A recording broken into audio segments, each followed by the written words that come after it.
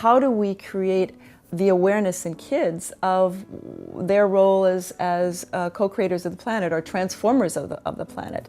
I'm Kathy Eldon. I'm president of the Creative Visions Productions and Creative Visions Foundation, dedicated to supporting creative activists, people who use media, the arts, and technology to create awareness of important issues in the world and catalyze positive change.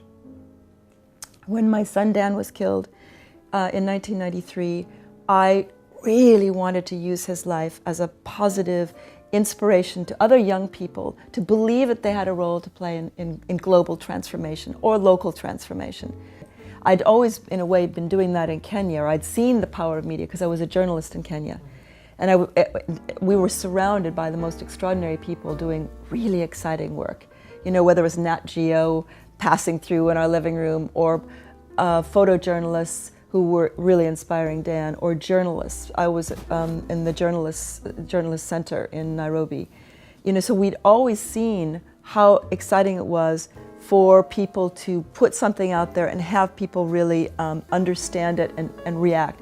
And Dan was among the first to create awareness of what was happening in Somalia in 1992, the terrible famine that led to an appalling civil war. And his photographs were among the first to come out of Somalia that helped create a reaction in the world, which led to Operation Restore Hope.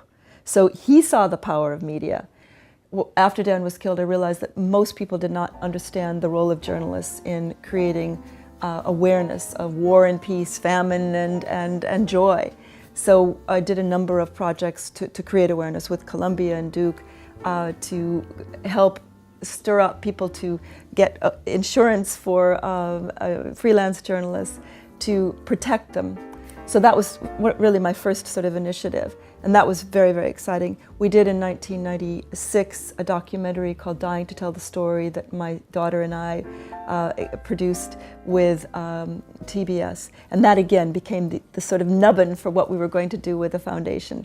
Right now we're working on a project with VH1 and MTV networks called Star Power, or 10 Ways to Change the World, which is going to be for the sort of 18 to 25-year-old audience, of how you can really pull out the stops and use your creative energy to create awareness of issues and catalyze positive change. We're working with a whole load of celebrities and the United Nations, but it's really about people power. And the stars are shining a light on issues and challenges. And then it's really how can we as people, ordinary folks, help change this world, transform it in a powerful, positive way. We have a number of projects that we're working on. We're hoping very much to work with Rosie O'Donnell on something called Homefront, which is a look at what's happening to the spouses of people who've gone off to Iraq, the plight of those people, and really try to help. We're working on a project with young kids, kids with a cause. You know, how are these kids finding each other and what are they doing around the world? We have a wonderful project looking at the collapse of education in America called Two Americas, working with Paul Cummins, who has done a wonderful book about solutions for this desperate problem that we have. We're working on a very exciting project which is about the children's peace movement in Colombia. We did a documentary for CNN about that. The thing that most excites me about what we're doing right now is the fact that we no longer have to rely on conventional means of distribution of media. In the old days, we've done a lot of documentaries. They rely on somebody giving you a whole lot of money and finding a distribution entity that will get it around the world. And I mean, it's still very effective. Now, my intention in doing our series with MTV Networks is to drive people to the internet. Wow, you have it on demand on VH1, MTV, just tune in, and then once you've seen it, you get off that and you go onto the internet and you figure out how you can get involved. So from now on, and then it's how do you upload your own material, so you're no longer relying on a few very potentially controlling individuals, or controlled individuals more likely, to communicate whatever they want you to communicate. We have the power. And with increasing sophistication in kids, all of whom, you know, they know how to work YouTube, MySpace, whatever it is. They know how to work videos, they know how to work, you know, their cameras. And they know how to do what used to be called digital journalism, where you put the whole thing together and get it uploaded. We have a revolution going on right now. So it's how do we communicate those like-minded people, or not like-minded people, even better, around the world to come together with action. Because it's one thing, our intention is to inform, inspire, entertain for sure, but empower. So it's no longer enough to have a great PBS show that you watch and say, wow, I'm really inspired and I'm informed and it was quite entertaining. It's what are you going to do with it? Because if you don't do anything with it, it's fairly useless.